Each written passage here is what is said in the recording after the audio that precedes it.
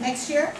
Okay, so we did contact the College of Nurses, and you know that last point there about the legal and liability protection? 2012, if you do not have professional liability protection, you will not be able to register with the College of Nurses. So as you fill out your membership form and become members, and then continue to maintain your membership when you graduate, then you're protected with paying the lot. So you're going to talk about that one, Jody? Yeah. And so once that has happened, you're okay. To get a private insurance, it can cost you upwards of $800 plus privately, and that's a yearly fee. But it's 2012 that the college is going to make this mandatory. What is the annual fee when you're not a student? Okay, so for students, as undergraduate nursing students association or nursing student associates of RNAO, the fee is $20 a year to join. After that. And that's something that is available to all of you now that you're undergrads. And so I would hope that you would see that as a worthwhile investment. We have almost 3,000 student members who've chosen to put that money towards their association. And it's something that we do our very best to make affordable. It used to be $60 and we reduced it to make sure that the door was open to everybody, because we don't want money being something that holds people back from getting involved.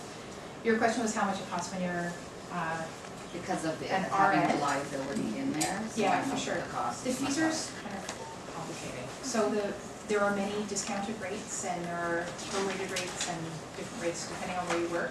The basic rate to join as a registered nurse is $285, but we have discounted rates for people who are new. So your first year of nursing, you get half off. And then we also have an additional legal assistance program. So the fees are, it kind of depends on your personal circumstances. But there's an online form where you can sign up as an RN on our website, and it calculates the best possible fee for you. Most people spend between $200 and $300 on their RNAO fees every year, and that hasn't gone up for 10 years.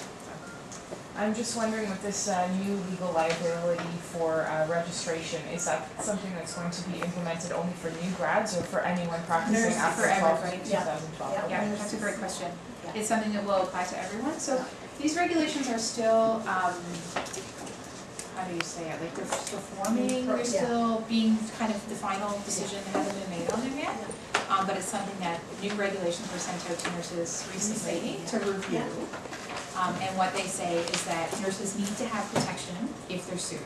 And that's something that we provide to our members. So if you are practicing as a registered nurse, something happens and you end up in a lawsuit, the new regulations will be that you have to have support for that. So it's something nobody ever wants to think of. It doesn't happen. I don't want to be a scaremonger here. I think a lot of people get confused in that when they join an organization, some organizations can be private, will protect you, but you have to remember that as soon as you leave that organization, you're no longer protected. That's right. And there's lawsuits that can come out after the fact when you practice there. So people get confused that they think that that covered them then. But you have to remember that it doesn't cover you after, and it only covers you to a certain extent. They could then sue you, the organization could decide that, you know what, you were actually in fault, so then you're it's complicated. There's lots of different cases. We offer our members 2 types of legal supports. So thank you for that. Yeah, it is something that is important to be aware of as you're a professional. One thing that we offer is liability protection, which is $1 million per incident for lawsuits for registered nurses, and it's up to a maximum of $3 million per year. And that's protection for being sued and also for successfully defending criminal charges. And that's something that's built into our RNAO membership. We also have an additional program that people can sign up for called the Legal Assistance Program. And that program is, you sign up for it, it's optional, it costs $65 a year. Let me see, yeah, $64.57. And the types of cases that LAP covers are college complaints, which has anybody ever seen those in the back of the Standard magazine? Yeah. Seen some nodding, sort of the disciplinary hearings at the CNO. Also workplace issues, things like wrongful dismissal or being laid off from your job. And inquests and inquiries, participating as a witness or as part of an inquest. So we, this is something that nurses have decided to do this as a way of supporting each other and making sure that nurses have good support. Fortunately, this is a pretty small part of what the association does, but it is an important piece in making sure that you have supportive media. So it's, I personally am a lot more excited about the opportunities for nurses to speak out on healthcare issues and actually make positive change for health in Ontario. That's kind of my big thing, but it's important that you know about this stuff before you go out and practice. So, does anybody have any questions? I'm just coming up to the end of my time, so anybody know? Well, thank you very much for giving me the time to be here today. Thanks. Do you just want to wait screen, or do you have another presentation here? Yep, we have it on the We'll switch over here. Maybe you guys want to ask Olga questions about what it's like to be over.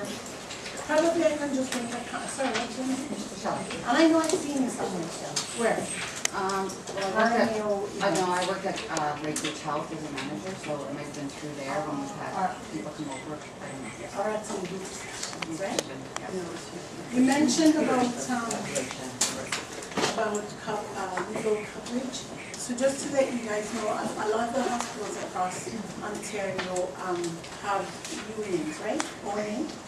So with regards to the liability protection, again, please remember that ONA does cover their nurses within the hospitals, right? For a total of about $10,000, and after that, if anything happens outside the hospital, you're on your own. After $10,000, you're on your own. I'm really putting a plug in for RNAO membership. I believe that this is our professional body. When you look at doctors or any other disciplines, all of them have a professional body. Nursing is the last professionals who are without a professional body. And you know what? We need to be proud to be nurses, and we need to own our professional body as part of who we are as nurses. So I am putting that plug in. It's really important. If when you're finished and UHN is hiring students and I'm interviewing you to be on my unit, you have to be an RNAO member, because I'm making that a part of the requirement to be hired on my unit. Okay? Thank you. We're collecting forms. So, hello. Thank you, Charles. Thank you, Olga, for inviting us this afternoon. So, with Claire's introduction, Andrea and myself, we share the nursing portfolio at University Health Network. So we thought we'd talk a little bit about University Health Network, just who we are. Just a show of hands. I guess there are some who are right now in their final year, is that correct? Yes. So how many from the final year are doing a clinical at UHN? Who's been at UHN? Right, okay, so no one's right now at UHN. So who has been at UHN? Higher. Great, so we have 3, okay. So what unit have you been?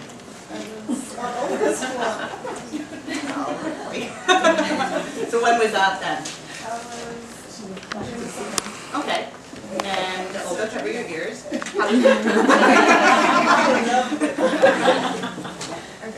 Are the numbers low because of Toronto competing for spots at UHN versus York?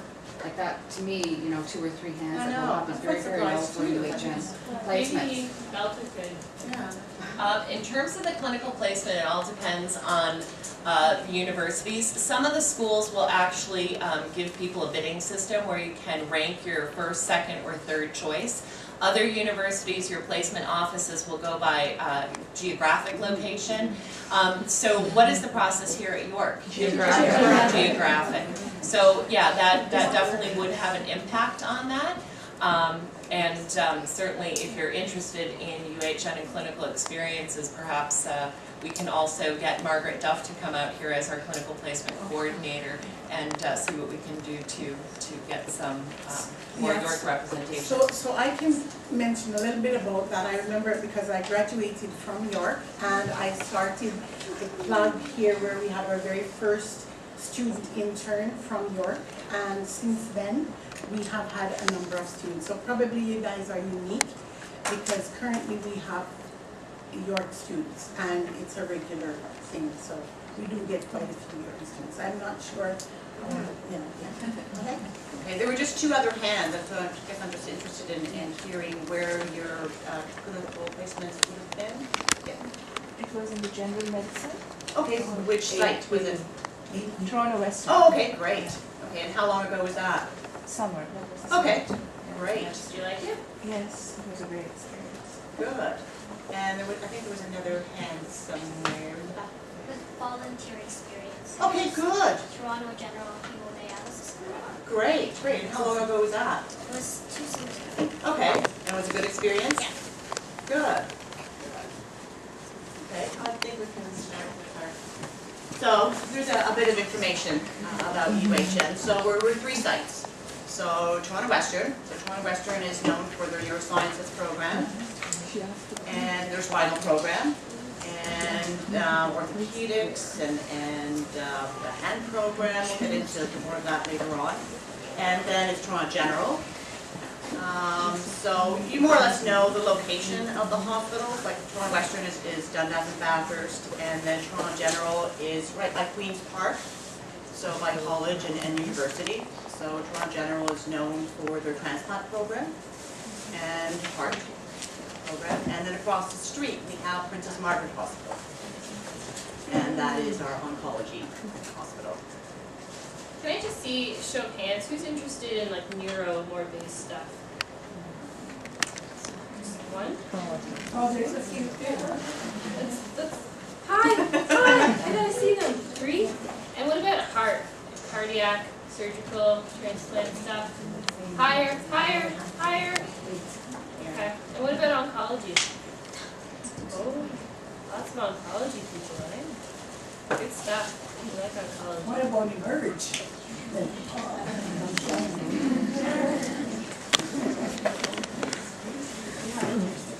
Don't hide behind your camera. So we're just going to go over some of the practice areas that we have, and we're starting off with our nursing resource team, which is actually an area where we do hire a lot of new grads into, and especially this year, and I guess in previous years, really the one area that has been doing quite a bit of hiring. So the nursing resource team, it allows a nurse to rotate between the various medical and surgical units between the Toronto Western and Toronto General Hospital. A lot of people get concerned about it because they want a home base. They want to be on AV val, for instance, and stay on AV val and just have one manager and all that. But for those of you who may not know exactly where you want to be, it's a good opportunity for you to kind of float around, get different experiences on different floors, training on different floors. You're going to have your base manager, which is the manager of the NRT, but you'll get to know other managers and other staff members, and you know, it's a good way to also network amongst the 2 hospitals. Yep. Would you be hired by UHN as a full-time nurse or? Permanent full-time, yeah. So you get full benefits, part of too. You would have the 37.5-hour work week, the same 12 hours days and nights, but you'd be switching locations. Do you know how often they switch? It all depends on what the requests are. Most of it is for vacation coverage, so they wouldn't cover things like sick calls, generally speaking, because there's only so many nurses in that department or area. So you're probably looking at a couple weeks on a year. Yeah. So their training, it's usually 3 months, and you spend 1 month on each unit before you actually start rotating around the hospital. So they're not going to orientate you on transplant and then all of a sudden throw you out on cardiology. So, you know, they make sure that you've had training on the floors that you go to, but it's a good way if you're not quite sure what you want to get into, a good area to consider. Yep. So you rotate between oncology, medical, surgical, and Not oncology, PMH isn't involved in this, PMH is Has their own. does a little something on the side, but mostly between the Toronto General and Toronto Western, the general medicine units and the surgical units. And surprisingly, with the NRT, we've met a few new grads who I want cardiology and cardiology only. So they go through the NRT and they do a placement, they do a rotation.